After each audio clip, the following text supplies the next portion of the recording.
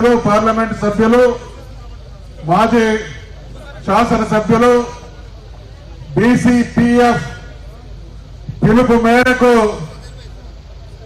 చరిత్రాత్మకమైనటువంటి ఈ ధర్నాకు విచ్చేసినటువంటి బీసీ బిడ్డలందరికీ శిరస్సు వంచి హృదయపూర్వకమైనటువంటి నమస్కారాలు తెలియజేస్తా ఉన్నా. ఖబర్దార్ రేవంత్ రెడ్డి, బీసీలం నమ్మినం మాకు న్యాయం చేస్తారని మీకు అధికారం కట్టబెడితే మా నమ్మకాన్ని వమ్ము చేసి మాకు ద్రోహం చేసేటువంటి మీ చర్యలకు వ్యతిరేకంగా ఈరోజు బీసీలకు సంబంధించినటువంటి ప్రజాప్రతినిధులు ఇచ్చినటువంటి ఈ పిలుపు 2 కోట్ల తెలంగాణ బీసీ ప్రజల దేశానికి నిధనం అనేటువంటి విషయాన్ని మనవి చేస్తా ఉన్నాం. నమ్మితే మోసం చేస్తామనేటువంటి మీ వైఖరిని తీవ్రంగా గర్హిస్తా ఉన్నాం. అసలు కాంగ్రెస్ పార్టీ అంటేనే బీసీల పట్ల ద్రోహం, కాంగ్రెస్ పార్టీ అంటేనే బీసీల పట్ల మోసం, కాంగ్రెస్ పార్టీ అంటేనే బీసీల పట్ల కుట్ర, కాంగ్రెస్ పార్టీ అంటేనే బీసీల పట్ల నయవంచన.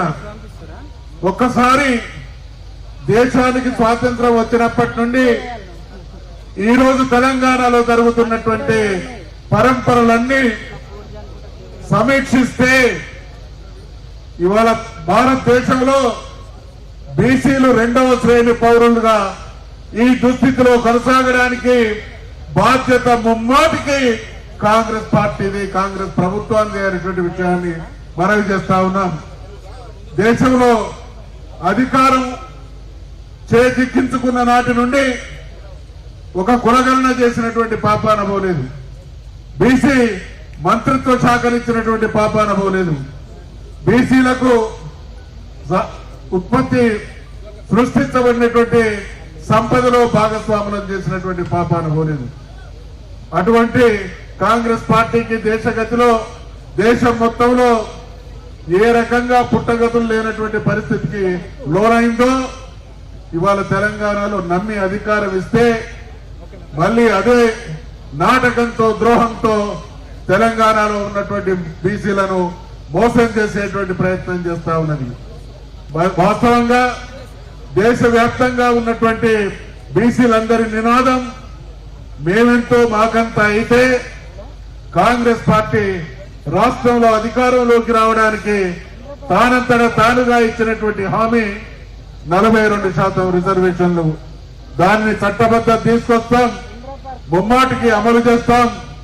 గతంలో దేశాన్ని ఏలినటువంటి అనుభవం ఉన్నటువంటి పార్టీ, రాష్ట్రాలను ఏలినటువంటి అనుభవం ఉన్నటువంటి పార్టీ కాబట్టి మాట తప్పం, మడమ తిప్పం, ఇచ్చినటువంటి మాట కట్టుబడి 42% బీసీలకు స్థానిక సంస్థల్లో రిజర్వేషన్లు అమలు చేసి తీర్తామనేటువంటి మీ హామీని గనుక అమలు చేయకపోతే తెలంగాణలో ఉన్నటువంటి ప్రతి బీసీ బిడ్డ మీకు మరణ శాసనం రాయడం రాజకీయంగా ఖాయం ఖాయం ఖాయం అనేటువంటి విషయాన్ని హెచ్చరిస్తా ఉన్నాం.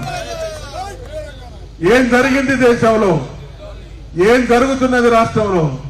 అనేక రాష్ట్రాల్లో వాళ్ళు స్థానికంగా చట్టానికి అనుగుణంగా అన్ని ఫార్మాలిటీస్ కంప్లీట్ చేసి చట్టాలు చేసినా సుప్రీంకోర్టు అడ్డుకున్నటువంటి దాఖలాలు చూసినాం.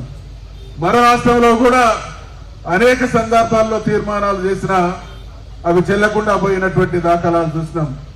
ఇవన్నీ జరిగిన తర్వాత మళ్ళీ ఈ విషయాలన్నీ తెలిసి కూడా చట్టపరంగా, న్యాయపరంగా చిక్కులు ఉన్నాయనేటువంటి విషయం తెలిసింది కూడా మేము తప్పకుండా చట్టబద్ధ తీసుకొని వచ్చి అమలు చేస్తామని కాకమ్మ కబుర్లు చెప్పినటువంటి కాంగ్రెస్ ప్రభుత్వం ఈరోజు రకరకాల ప్రయత్నాల ద్వారా మళ్ళీ బీసీలను నమ్మించి గొంతు కోసే ప్రయత్నం చేస్తున్నది. కాబట్టి ఈ ప్రయత్నాన్ని ఎండగడతాం, ఈ ప్రయత్నాన్ని ప్రజాక్షేత్రంలోకి తీసుకెళ్తాం.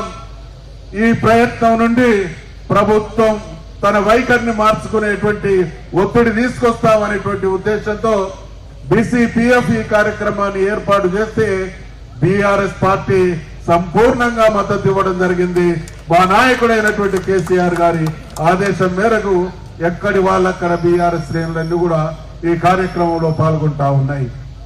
మీకు తెలుసు, కామారెడ్డి డిక్లరేషన్ సందర్భంగా అధికారంలోకి వచ్చినటువంటి మరుక్షణమే అత్యంత ప్రాధాన్యత కలిగినటువంటి అంశంగా ఈ అంశాన్ని తీసుకుంటాం, చట్టబద్ధత తీసుకొస్తాం అనేటువంటి హామీ ఇచ్చి అధికారంలోకి వచ్చిన తర్వాత ఎటువంటి తాత్సారం చేసింది, ఎటువంటి మోసాలకు కూడగట్టింది అనేటువంటి విషయాన్ని విజ్ఞులైనటువంటి పెద్దలు అనేక మంది ఈ సభ దృష్టికి తీసుకురావడం జరిగింది.